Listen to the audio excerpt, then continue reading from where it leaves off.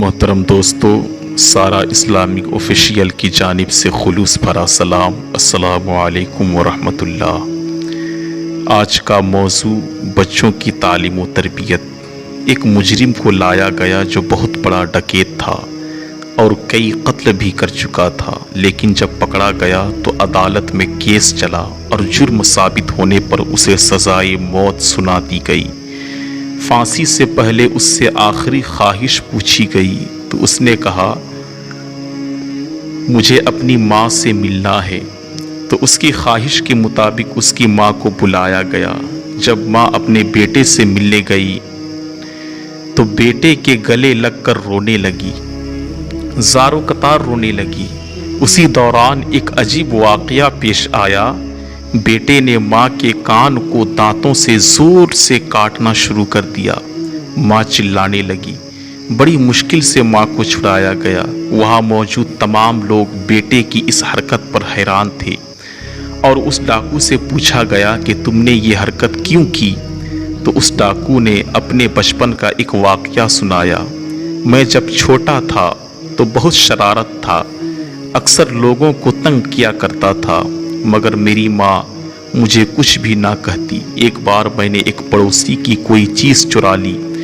اس پڑوسی کو پتہ چل گیا، وہ شکایت لے کر میرے گھر آ گئے تو میری ماں نے بجائے مجھے ڈانٹنے سمجھانے کے مجھے اپنے پیچھے چھپا لیا اور اس پڑوسی سے لڑنے لگی، اسے برا بھلا کہنے لگی۔ پڑوسی بیچارہ اپنی عزت بچا کے چلا گیا۔ حالانکہ میری ماں اچھی طرح جانتی تھی کہ میں نے چوری کی ہے، مگر ماں نے مجھے ایک لفظ نہ کہا اور میرا منہ ہاتھ دھلا کے مجھے اپنے ہاتھ سے کھانا کھلانا شروع کی۔ بس اس دن سے میرا حوصلہ بڑھ گیا۔ پہلے میں چور بنا، پھر ڈکیت، پھر قاتل، اور آج میں اس پھانسی کے پھندے تک پہنچ گیا اور مجھے یہاں تک پہنچانے والی میری ماں ہے۔ اگر اس وقت مجھے سمجھایا جاتا کہ یہ کام غلط ہے تو میں آج اس انجام کو نہ پہنچتا اور پھر اس ڈکیت کو پھانسی دے دی گئی۔ اور آج جب میں اپنے ارد گرد دیکھتا ہوں تو مجھے اسی قسم کی ہی مائیں نظر آتی ہے۔ حد تو یہ ہے کہ اسکول میں استاد بھی اگر کسی غلط حرکت پر ڈانٹ دے تو فوراً گھر سے شکایت آ جاتی ہے، اور اسکول انتظامیہ کو تو فیس کی فکر بچوں کی تعلیم و تربیت سے زیادہ ہوتی ہے، تو وہ بھی بچوں کے منہ پر انگلی رکھنے کے بجائے ٹیچر کے منہ پر انگلی رکھنے کو کہہ دیتے ہیں۔ اور مجھے یہ سب دیکھ کر خوف آتا ہے کہ آگے چل کر ہمیں کس قسم کا معاشرہ دیکھنے کو ملے گا۔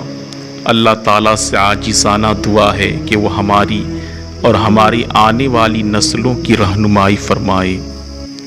سب دوست ایک مرتبہ درود شریف پڑھ لیں۔ ایک مرتبہ درود شریف پڑھنے سے 10 گناہ معاف ہو جاتے ہیں، 10 نیکیاں لکھ دیا جاتا ہے اور 10 درجے بلند کر دیے جاتے ہیں۔ عمدہ قسم کے سبق آموز واقعات، حکایات اور اسلامک ویڈیوز کے لیے آج ہی ہمارے چینل سے جڑیں، اور اگر ویڈیو اچھی لگی ہو تو لائک، کمنٹ اور شیئر کر دیں۔ السلام علیکم ورحمۃ اللہ۔